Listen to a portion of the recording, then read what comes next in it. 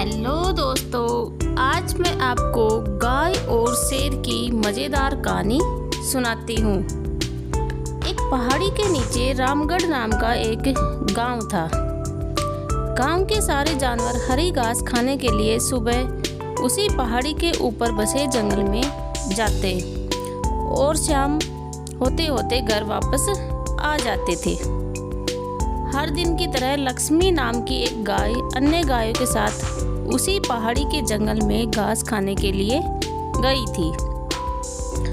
वह हरी घास खाने में इतनी ज़्यादा प्रसन्न थी कि वह कब एक शेर की गुफा के पास पहुंच गई उसे पता भी नहीं चला। शेर अपनी गुफा में सो रहा था और वह पिछले 2 दिनों से भूखा भी था।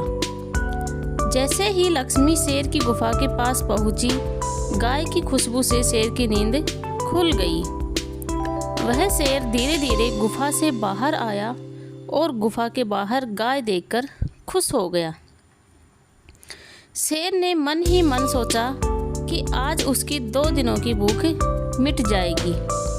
वह इस तंदुरुस्त गाय का ताज़ा मांस खाएगा और यह सोचकर उसने एक तेज दहाड़ लगाई। लक्ष्मी शेर की दहाड़ सुनकर डर जाती है।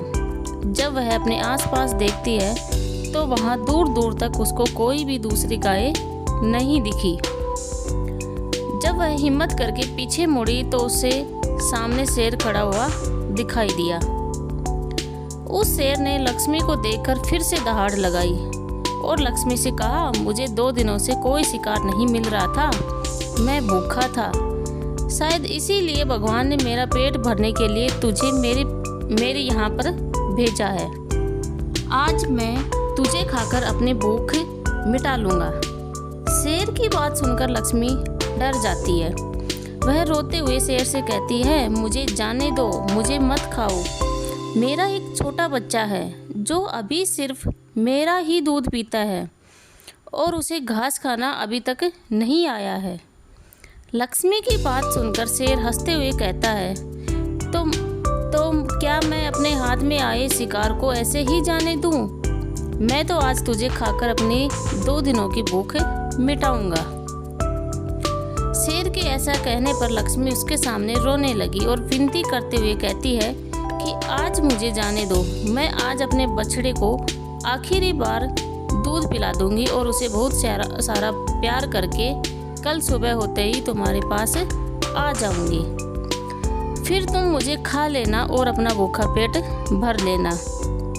शेर लक्ष्मी की बात मान जाता है और धमकी देते हुए कहता है कि अगर कल तू नहीं आई तो मैं तेरे गांव आऊँगा, फिर तुझे और तेरे बेटे दोनों को खा जाऊँगा। लक्ष्मी शेर की यह बात सुनकर खुश हो जाती है और शेर को अपना वचन देकर गांव वापस चली जाती है। वहाँ से वह सीधे अपने बछड़े के पास जाती है और उसे दूध पिलाती है और बहुत सारा प्यार करती है।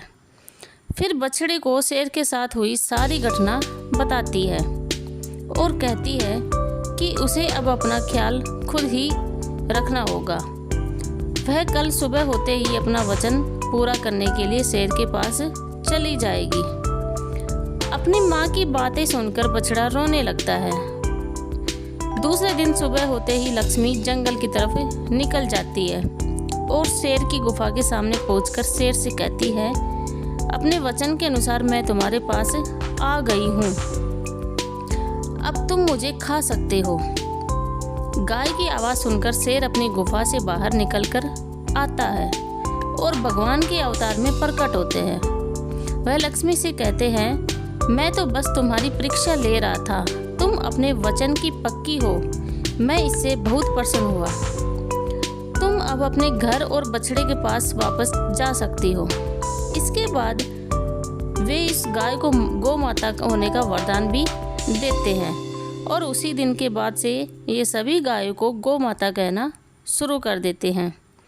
कहानी से सीख, हमें जान की बाजी लगाते हुए भी अपने दिए हुए वचन को पूरा करना चाहिए। यही हमारे दृढ़ व्यक्तित्व को दर्शाता है।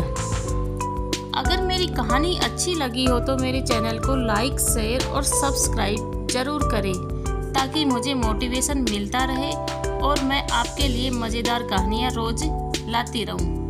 थैंक यू प्यारे दोस्तों।